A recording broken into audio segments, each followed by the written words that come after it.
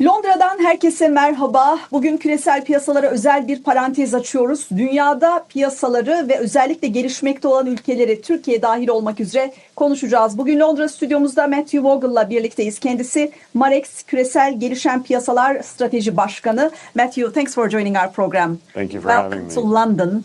You have just arrived here from a road show. You have been in United Arab Emirates and US as well. And you have seen how many investors? 63 investors. So you know the global mood very well when we compare with us. So how is the general mood of these markets? Are they optimistic? Are they pessimistic? What do they say? Markets are optimistic. I think that the real challenge for the markets is that spreads and EM credit are very tight, right? The MB spread is almost at a historical low. So investors are getting inflows. There are fundamental reasons for people to be happy about the asset class. There are also technical reasons which support the asset class. And investors are hunting down where there is spread, where there are things which look like they're cheap, which they can invest in. And those are getting to be a smaller and smaller set of opportunities.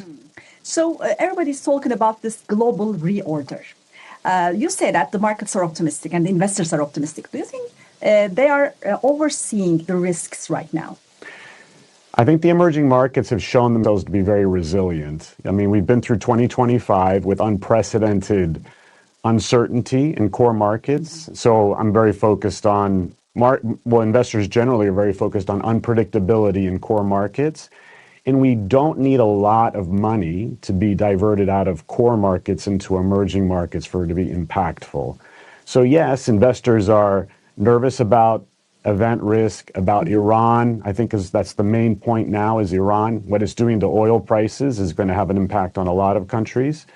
But at the same time, EM is almost a predictable space in the sense that we see better policy making, very strong balance of payments, strong reserve positions, which are quite supportive. So a bit of nervousness, but constructive. So can we say that any black swan might come out of the geopolitical risks and mainly Iran issue?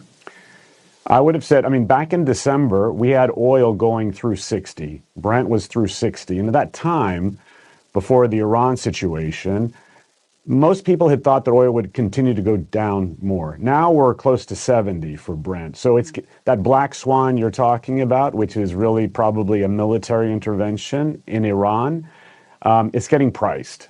And I think it's very difficult to see a scenario where the risks abate to push oil prices down substantially from where they're at now. So when we, count down the risks, geopolitical risks, AI bubble, debt issue and everything. Do you think all these risks are somehow priced in right now in the financial markets?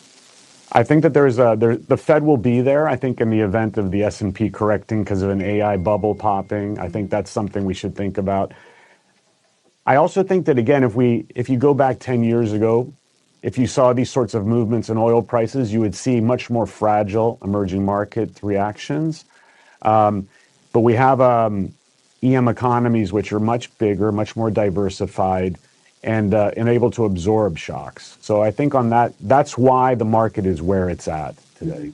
So right now, the star of the markets are emerging markets. Can we say that? Is that the reason that you have also started covering EM? No, I think there was something. Marex is a financial services institution. It's listed on the NASDAQ, investment grade. Very broad set of products and customers, and it felt that it needed to move into the emerging markets because it saw a great opportunity. So they set up an EM business, so that's where I'm based, and looking forward to working with institutional clients to help them take risk in EM. So when you look at the emerging markets, we say that in the markets, emerging markets are the star, but when you look at the emerging markets league, who is the star? If you look from an equity perspective, what's happening in Chinese equities is pretty impressive. And last year, there was a number of markets which did exceptionally well, including Mexico, which was, under the gun from tariff threats. I think, again, spreads are really tight. When we look at the credit space, you have to look at some countries such as Turkey. I think the outlook for Turkey is quite positive. We're very focused on Turkey at Marex. But you have to be selective in the things you're investing in. So I was just going to ask, who are the rivals of Turkey and what is the position of Turkey? So I guess from an asset allocation perspective, and a lot of it is getting priced already, is this theme of investing in gold-based economies. So there's Kazakhstan, Uzbekistan, Cote d'Ivoire, Ghana have had exceptional performance because gold is being transformational for them. In some ways, Turkey has a lot of gold in reserves, so the revaluation of that stock of reserves is something which helps creditworthiness in Turkey. So I think when you look at those trades, which are trading really tight, Turkey still stands out because with flows going into emerging markets, there need to be allocations into assets which are liquid, and Turkey fits that bill. So with the flow outlook and the market very receptive to new issuance, Turkey offers a lot of good corporate and financials who can issue debt in the market, and investors are going to be very receptive to that. So what is the weight of Turkey in your basket? I don't have a model portfolio per se, but if I think about my top 6 trades, Turkey is in that group. So again, yes. So again, within the context of the sovereign itself, spreads are already tight. They'll get tighter. They'll grind tighter from beta. We're looking to invest and give suggestions to our investors to look more at the corporates, at the banks who are issuing, where you can get more pickup, more carry on your investment. After underperforming last year in the Emerging Markets League, do you think Turkey can outperform this year in the Emerging Markets League?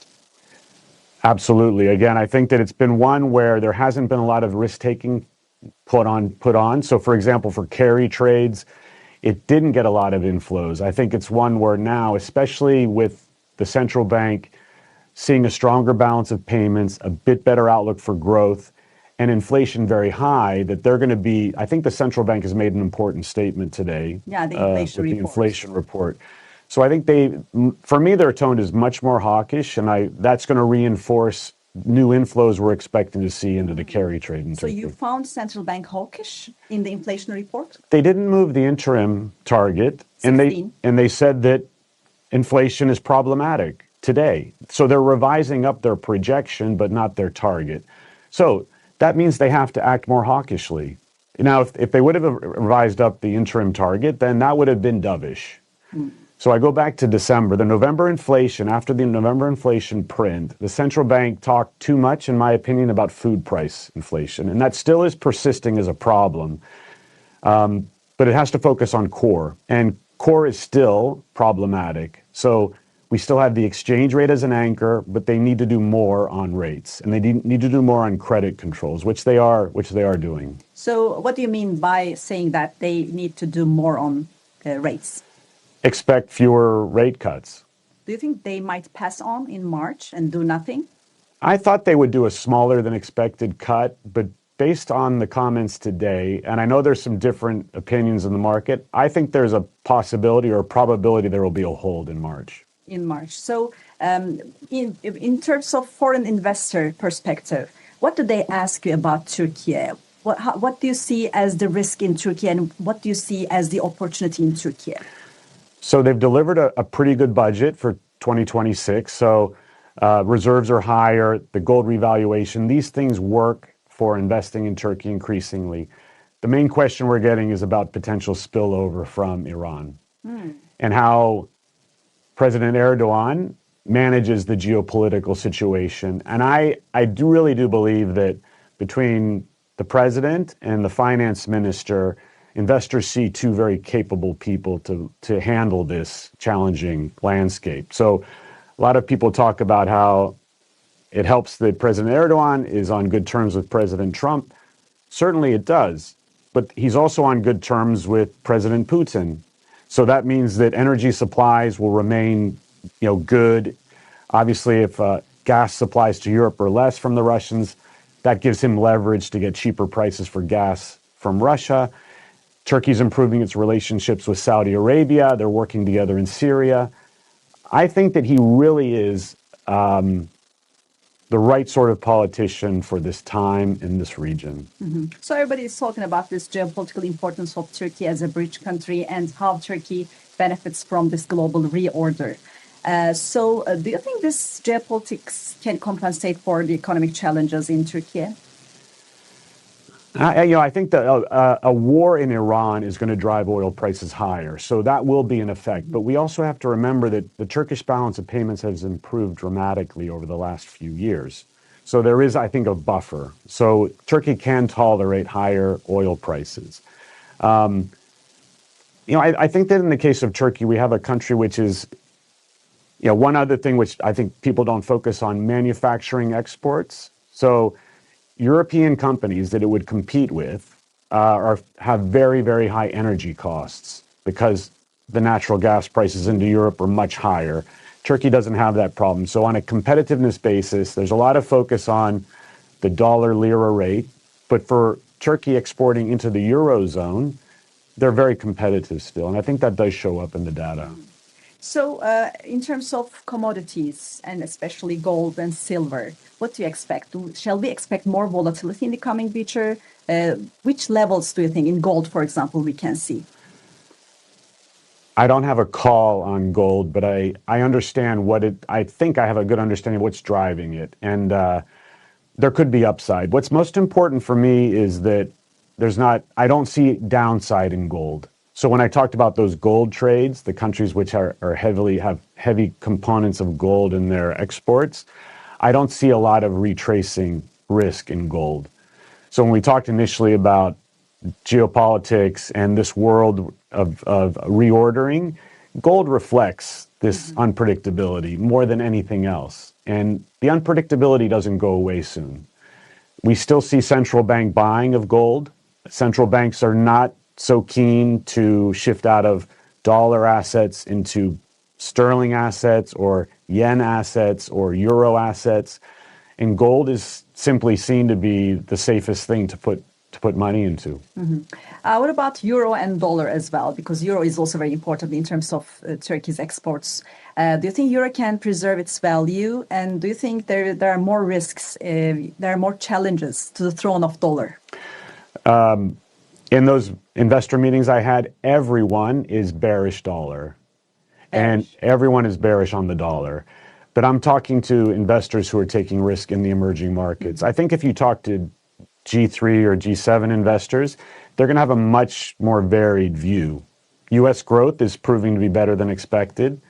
We just had a great jobs number yesterday. And I don't see how the dollar can weaken so much against the euro, because ultimately investors have to decide Europe is more attractive than the U.S. And we're taking the pace of rate cuts in the U.S. is being pushed back further. So I think a view where you see outperformance of EMFX is correct, but I think it's going to be very mixed in terms of dollar versus euro and dollar versus yen. We have to watch those in a different way. And lastly, do you have anything to add for our Turkish viewers? And I understand that all the investors that you had met, they're optimistic about the markets. What might be the biggest risk they're overseeing right now? Again, we talked about, I think it's oil substantially higher because of some military intervention. I've been telling investors, I think there's a few things that are important to President Trump. Gasoline prices in the United States, mortgage rates, and the stock exchange. So stock exchange is going great, but we're now much higher in oil prices, and that's going to feed into gasoline prices. And I had assumed that it meant that there would be a threat to Iran to negotiate. And that's what's being talked about in the last couple of days. But oil prices are not reacting. They are not coming down. And that's because I think the market really believes that there is going to be something happening in Iran. So that for me is the most important near-term risk. Yeah, the geopolitics. Yes. We have to watch carefully. Yes. Matthew Vogel, thank you so much for joining our program. Thank you. Marex Küresel Gelişen Piyasalar Strateji Başkanı Matthew Vogel'la buluştuk. Sözü İstanbul'a bırakalım.